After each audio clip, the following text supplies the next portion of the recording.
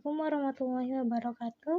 Perkenalkan, saya Afwa Syafa'ah dari jurusan Pendidikan Bahasa Arab semester 4 kelas B. Di sini saya akan memenuhi tugas UAS Multimedia Pendidikan. Saya akan membahas mengenai mubtada dan khobar. Dari mubtada itu sendiri yaitu al-mubtada'u huwa al-ismu al-marfu'u al-'ari 'anil awamil lafdiyah. Yaitu mubtada ialah isim yang dirofakan yang kosong dari amil-amil bangsa lafaz.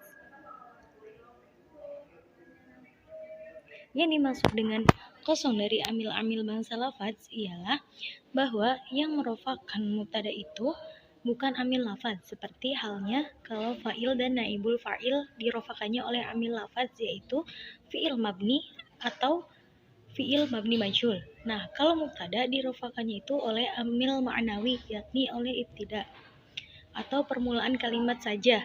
Ada lagi yang mendefinisikan mubtada sebagai berikut, yaitu ismun marfu'un waqi'un fi awalil jumlati. Mubtada adalah isim yang dirofakan yang terletak di permulaan jumlah. Seperti contoh, al-haqqu mansuru, kebenaran itu pasti tertolong.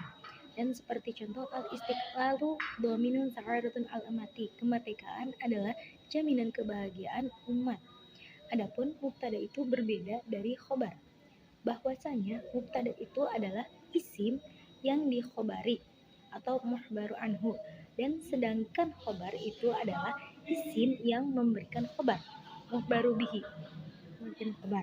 Khobar ialah al-khobaru huwal ismu al-marfu'u al-musnadu ilaih. Khobar ialah isim yang dirofakan yang disandarkan kepada mubtada. Ada juga yang mendefinisikan sebagai ismun marfu'un yukhbiru an halatil mubtada'i. Khobar ialah isim yang dirofakan yang memberikan keadaan mubtada atau yang terletak setelah mubtada. Menurut Ali Al-Jarim dan Mustafa Amin dalam kitab An-Nahwu Al-Wadi, mubtada yaitu isim yang dirofakan di awal jumlah, sedangkan khobar adalah isim yang membentuk jumlah bersama dengan mubtada. Jadi mubtada dan khobar itu adalah membuat suatu kalimat jumlah.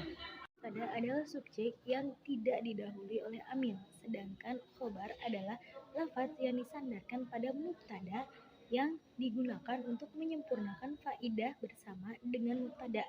Adapun jumlah yang tersusun dari mubtada dan khobar disebut jumlah ismiyah. Mubtada dan khobar adalah dua isim yang dapat membentuk atau menciptakan jumlah yang berfaedahnya. Hukum-hukum mubtada. Mubtada memiliki 5 hukum antara lain. Yang pertama, wajib rofa. Sekali tempo mubtada dibaca jar dengan menggunakan ba atau min. Yang keduanya berupa zaidah atau tambahan, atau dengan menggunakan rubah, yang mana rubah adalah huruf jar yang diserupakan dengan zaidah, seperti contoh lafadznya bihasbika. Bihasbikallahu, ba adalah huruf jar zaidah. Adapun lafadz hasbun dijarkan secara lafadz dengan menggunakan huruf ba, dan lafadz hasbun adalah mahal rofa, berkedudukan rofa, bahwasanya lafadz tersebut menjadi mubtada. Adapun lafadz Allahnya menjadi khobarnya mubtada. Yang kedua, wajib berupa isim ma'rifat, seperti contoh Muhammadun Rasulullahi, atau berupa nakiroh mufidah, atau nakiroh yang bisa memberikan faidah, seperti contohnya majlisu ilmin yuntafa'u bihi khairun. Yang ketiga, jawaz atau boleh membuang mubtada bila menunjukkan suatu dalil, seperti ucapan kaifa sa'idun, maka akan dijawab mujtahidun. Maksudnya adalah huwa mujtahidun. Nah, mubtada yang berupa lafaz huwa di sini dibuang. Bolehnya membuang huwa yang berupa mubtada di sini karena menunjukkan dalil, yakni menjadi jawab dari perkataan kaifa sa'idun. Kemudian wajib membuang mubtada. Adapun dalam hal ini terjadi pada 4 tempat, antara lain 1. Ketika menunjukkan jawab qasam.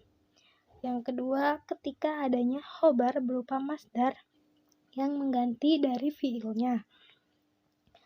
Yang ketiga, ketika adanya khobar dikhususkan dengan menggunakan makna memuji atau mencela yang jatuh setelah lafaz ni'ma dan bisa. Yang keempat adalah ketika asalnya mubtada berupa na'at, maka diputus dari sifat kenaatannya selama menunjukkan makna memuji, mencela, ataupun kasih sayang. Dan yang terakhir, sesungguhnya hukum asal dalam mubtada itu adalah mendahulukannya dan mengakhirkan khobar. Dan sekali tempo berlaku kebalikannya, yakni wajib mendahulukan khobar dan mengakhirkan mubtada. Selanjutnya adalah pembagian mubtada. Mubtada itu ada 3. Yang pertama ada mubtada yang sharih, jelas, atau isim zahir, seperti contoh al-karimu mahbubun. Nah, yang kedua mubtada domir munfasil, seperti contoh anta mujtahidun. Yang ketiga mubtada yang ditakwil dengan masdar, seperti contoh wa antasumu khairul lakum.